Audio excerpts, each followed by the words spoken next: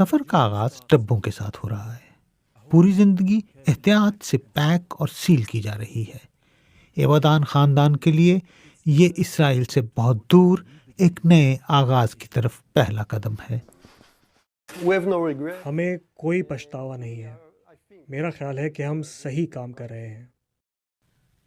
نوفر اور ان کے شوہر ایال کا کہنا ہے کہ اسرائیل میں زندگی کے ساتھ ہمیشہ چیلنجز رہتے ہیں، لیکن وہ اب اس نئی حقیقت میں رہنے کے لیے تیار نہیں ہیں۔ یہ پیچیدہ ہے، یہ چیلنجنگ ہے۔ آپ کو پتہ ہے کہ ابھی 1 گھنٹہ پہلے ہم نے سنا کہ اشدود میں راکٹ تھے جو یہاں سے زیادہ دور نہیں ہیں، اور سائرنز کی حقیقت اور روٹین یہ کوئی عام بات نہیں ہے۔ حفاظتی خدشات کے علاوہ یہ جوان جوڑا اسرائیل کی سیاست سے بھی مایوس ہے اور اب ایسا محسوس نہیں کرتا کہ حکومت ان کی نمائندگی کرتی ہے۔ اسرائیل کی سیاسی صورتحال کام کرنے والوں، معاشرے میں حصہ ڈالنے والوں، معیشت میں حصہ ڈالنے والوں کے حق میں نہیں ہے۔ ہم اکثریت میں ہیں اور ہمیں نظر انداز کیا جا رہا ہے۔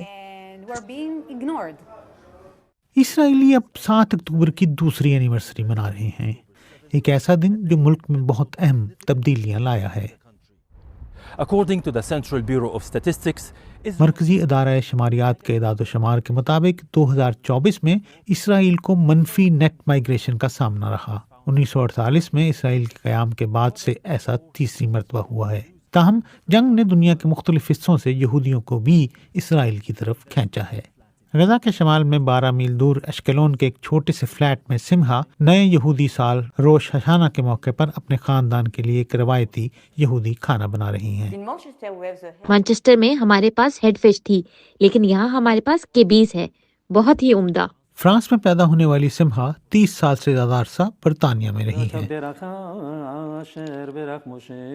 مانچسٹر میں زندگی گزارنے کے بعد سمہا اپنے شوہر اور بیٹیوں کے ساتھ 1.5 سال قبل اسرائیل آئی تھیں۔ وہ ہمیشہ اسرائیل کو اپنا گھر بنانے میں دلچسپی رکھتے تھے، لیکن سمہا کا کہنا ہے کہ 7 اکتوبر کے بعد یہود دشمنی میں اضافے نے ان کو اسرائیل آنے کے فیصلے پر مجبور کیا۔ میری کمیونٹی میں لوگ اب باہر کپا نہیں پہنتے، وہ ٹوپی پہنتے ہیں۔